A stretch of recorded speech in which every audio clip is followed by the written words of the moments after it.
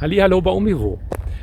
Unser Kolumbus ist in diesem Monat 7 Jahre alt geworden und das ist für uns Grund, einfach mal euch zu zeigen, was haben wir mit dem Kolumbus so erlebt, was für Reparaturen sind angefallen, wie viel Kosten sind entstanden und was finden wir toll und nicht so toll beim Kolumbus. All das und noch ein bisschen mehr gibt es jetzt im Video. Viel Spaß dabei!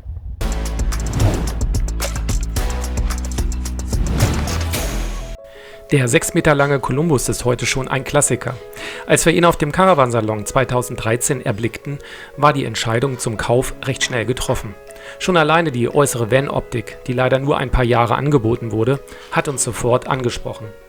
Wir entschieden uns für die damals recht neue 2,3 Multijet-Maschine, die mit 148 PS mehr Kraft aus dem gleichen Hubraum holte. Auch das Maxi-Chassis für höhere Lasten und den kernig aussehenden Rathausblenden wurde natürlich gleich mitgeordert. Von 2012 bis 2017 wurde er noch im Stammwerk Reda-Wiedenbrück gebaut, zog dann aber mit dem Club Joker sowie dem Amundsen in das neue Werk nach Gotha, wo er bis heute gebaut wird.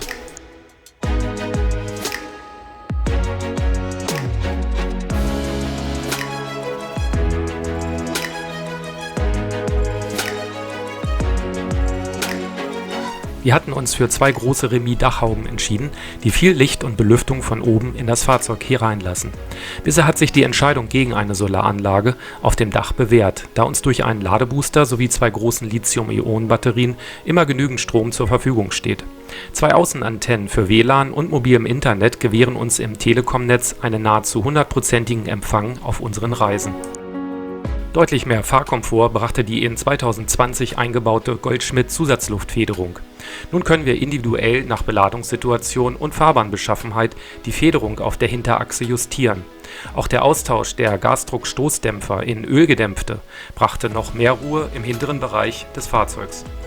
Aber ganz besonders auf der Vorderachse bewährt sich auch seitdem die Goldschmidt Route Comfort Plus Federbeine mit den M9er Schraubenfedern.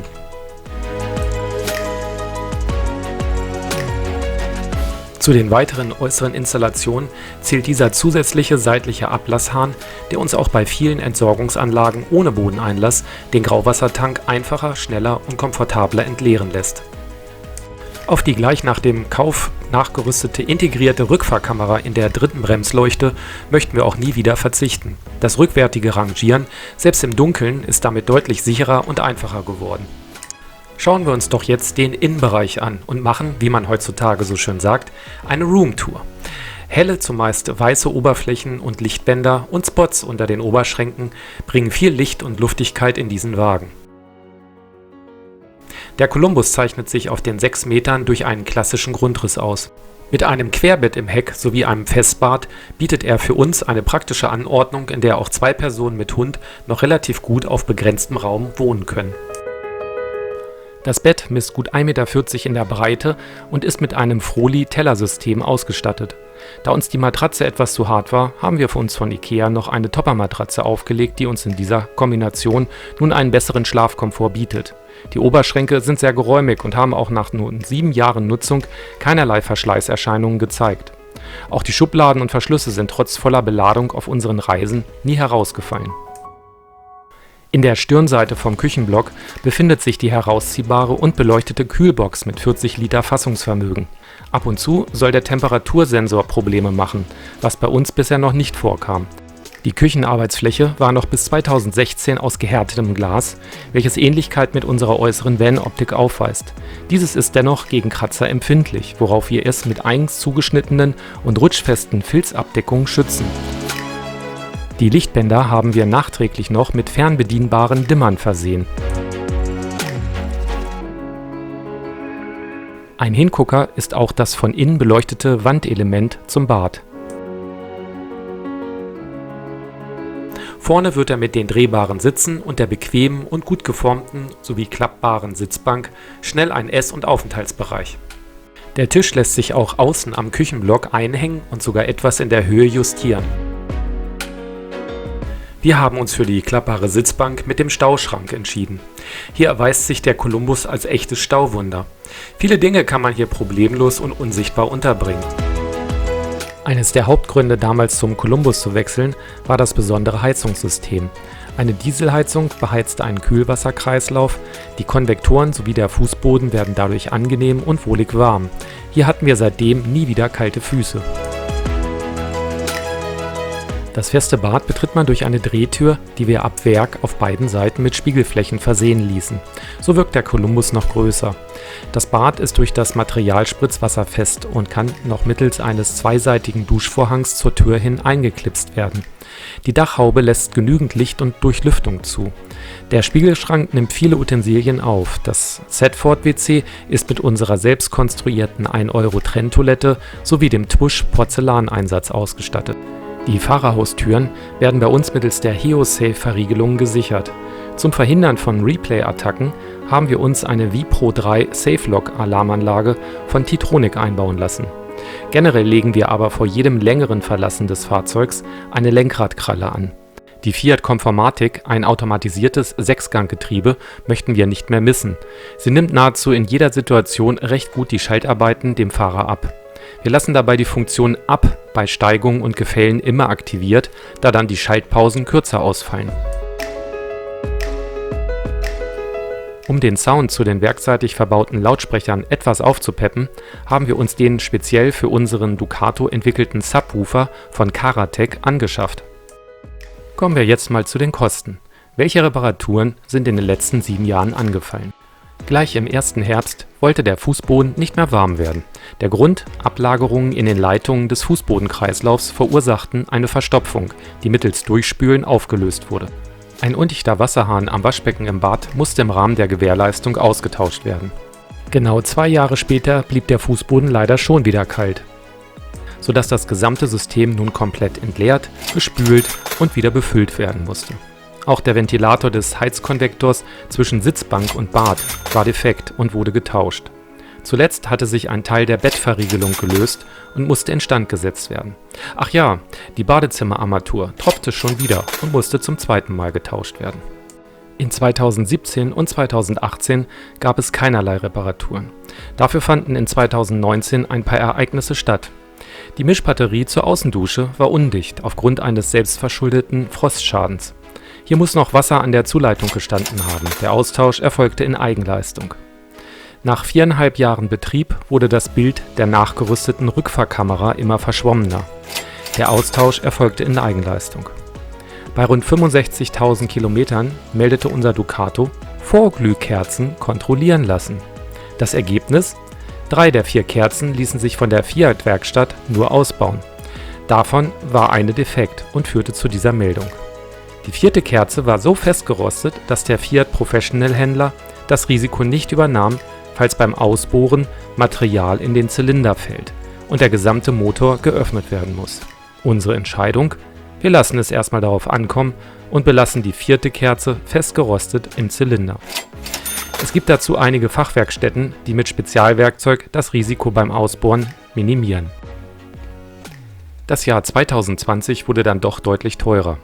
Zuerst wurde beim Tausch auf neue Ganzjahresreifen von unserer freien Werkstatt festgestellt, dass eine der Fiat Alufelgen einen größeren Schlag abbekommen hat. Der Tausch der 4 neuen Tomason-Felgen hatte dann nur unwesentlich mehr gekostet als eine neue Originalfelge von Fiat. Der Start in die denkwürdige Campingsaison 2020 deutete sich bei uns schon im Februar an. Als wir zur ersten Tour vom Hof aufbrechen wollten, streikte sogleich die Starterbatterie. Ein Pannendienst machte den Wagen wieder flott. Doch die Batterie zeigte im Testprotokoll, dass die Kapazität nicht mehr die beste war. Also wurde sie getauscht. Wir haben dazu übrigens jetzt immer eine leistungsstarke Starthilfe-Powerbank an Bord, um uns, aber auch gerne auch anderen Hilfsbedürftigen, die benötigte Strompower geben zu können.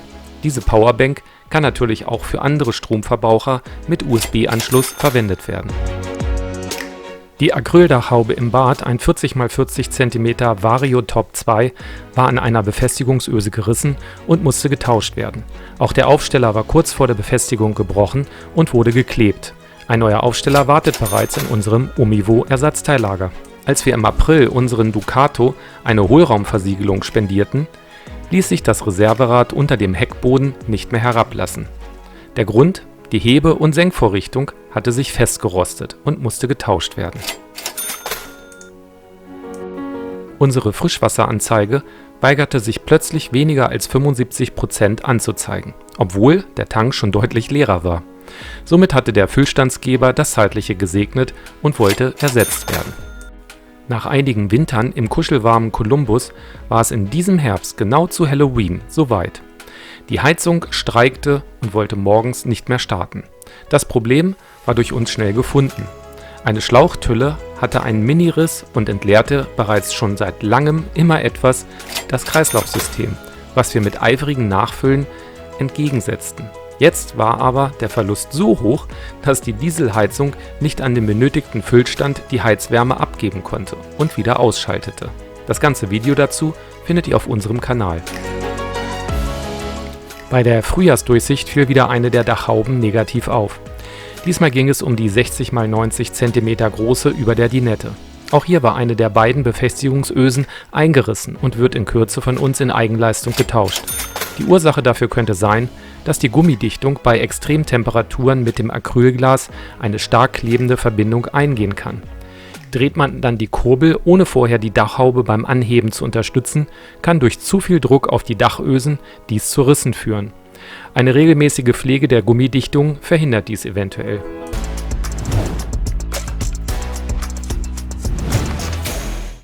Und hier ist das Fazit zu unserem Columbus 600D. Die einzelnen Reparaturkosten wirken hier zwar recht geballt, sind aber immer über die bisherigen 7 Jahre zu betrachten. Zwischen dem Ducato und dem Columbus-Einbau teilen sich die gesamten Reparaturen wie folgt auf. Der Ducato hat uns insgesamt knapp 1.800 € an Reparaturen beschert. Dabei schlug der Austausch der Felgen hier am meisten zu Buche. Unser Columbus mit seinen Ein- und Aufbauten verlangte knapp 1.200 €, wobei uns hier die Dachfenster bei den Kosten am meisten belasteten. Wir werden jedenfalls noch mehr die Gummidichtung sowie die Mechanik pflegen und schmieren, um festsitzende Dachfenster und deren Folgen zu vermeiden. Interessant ist, dass wir für die regelmäßigen Wartungen und Inspektionen, die wir hier jetzt gar nicht aufgezeigt haben, nochmals 3.000 € in den 7 Jahren ausgegeben haben. Im Grunde ist das neben den weiteren Kraftstoffkosten also der größte Kostenanteil beim Fahren eines Wohnmobils. Doch wir finden ein immer gut gewartetes Fahrzeug, dankt es dann einem auch, so wie bei uns bisher, mit wenigen Problemen. Wir sind auf jeden Fall mit dem Columbus sehr zufrieden und werden unser 4. Familienmitglied weiterhin hegen und pflegen. Er ist für uns in der aktuellen Lebenssituation das ideale Fahrzeug und hoffentlich noch lange für unsere weiteren Touren dabei. Daher geben wir dem Columbus einen fetten Daumen nach oben und freuen uns, dass das Fazit sehr positiv auch für uns ist. In der Videobeschreibung findet ihr viele Links auf unseren Blog mit noch umfangreicheren und detaillierten Informationen zu diesem Thema. Wenn euch das Video gefallen hat und geholfen hat und ihr nun mehr über den Columbus erfahren habt, freuen wir uns natürlich über ein Like sowie ein Abo. Macht's gut und bis bald hier auf Omivo. Tschüss!